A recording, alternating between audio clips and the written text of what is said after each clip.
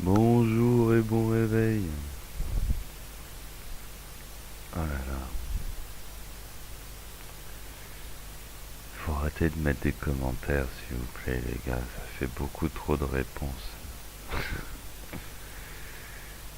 Marc Leclerc. Gentil ce bonhomme. Qu'est-ce qu'il en fait du suivi? Il commente toutes les vidéos.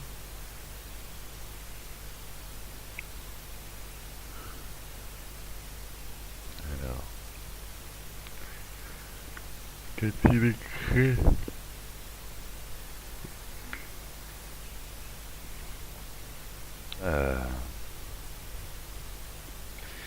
Si retrouver un peu de langue des Gaulois.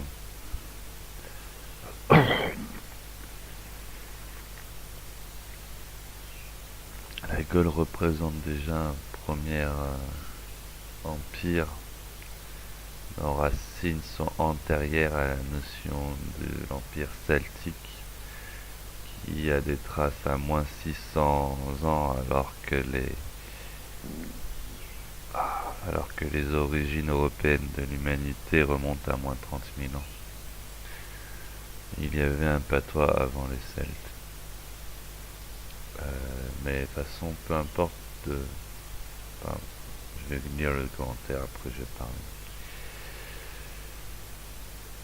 Si retrouvez un peu de la langue des Gaulois, je vous conseille de vous procurer d'excellents livres. Si je me procure ce livre, c'est juste pour le brûler. Moi. Encore un livre. Nos racines celtiques, voilà, nos racines sont avant les Celtes. Les Celtes, c'était déjà le début du tronc, voire les premières branches. Du gaulois au français de l'auteur Pierre Gastal, qui est la tentative la plus récente et complète de retrouver le parler de la Gaule en confrontant l'ouvrage tel que le dictionnaire du parler de l'Ardèche et le nouveau dictionnaire général français auvergnat. On se rend compte de la difficulté de faire de telles recherches tellement la langue franque au nord et l'occitan du sud ont perverti l'usage des mots. Bonne continuation, la paix soit avec vous. C'est gentil pour cette prière. Bonne continuation à vous aussi, monsieur. Que la paix vous guide. Donc, en fait, j'utilise ces concepts juste pour trouver une solution au présent. Je trouve ça ridicule d'être tout seul dans son coin et d'étudier la langue des Gaulois pour essayer de retrouver un esprit du passé. Je suis pour l'émergence de tous les patois du monde entier. C'est la vie. On a un tas de patois qui ont été latinisés. Je pense au provençal, au créole, peut-être le ch'ti, peut-être plein de patois français. On a encore des patois qui sont bien plus anciens que les latins et qu'on n'arrive pas à remonter les racines, les origines, comme le tahitien, le malgache, le mahorais. Donc bien que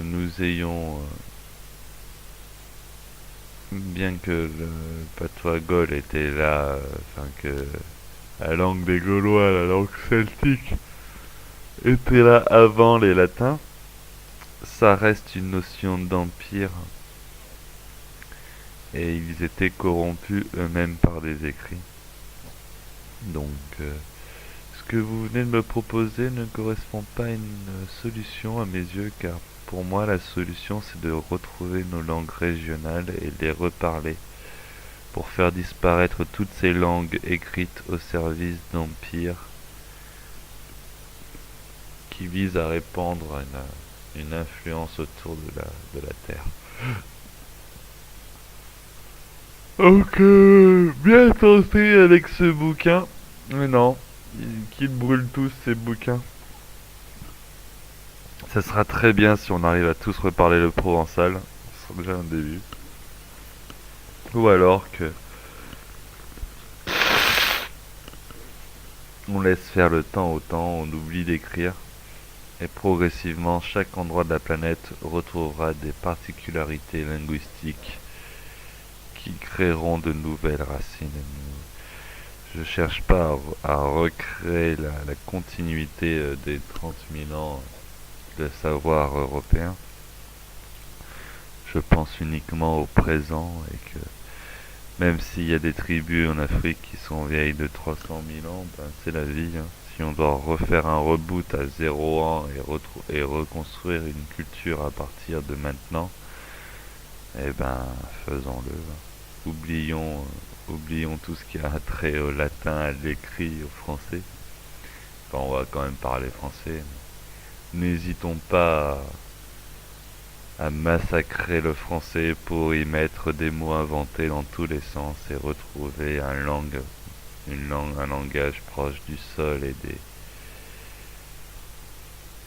des utilisateurs qui laisseront s'exprimer leur cœur à travers cette langue. Merci pour votre conseil, Marc Leclerc. Je vous souhaite la paix et une bonne continuation. Prenez soin de vous. Ciao, ciao.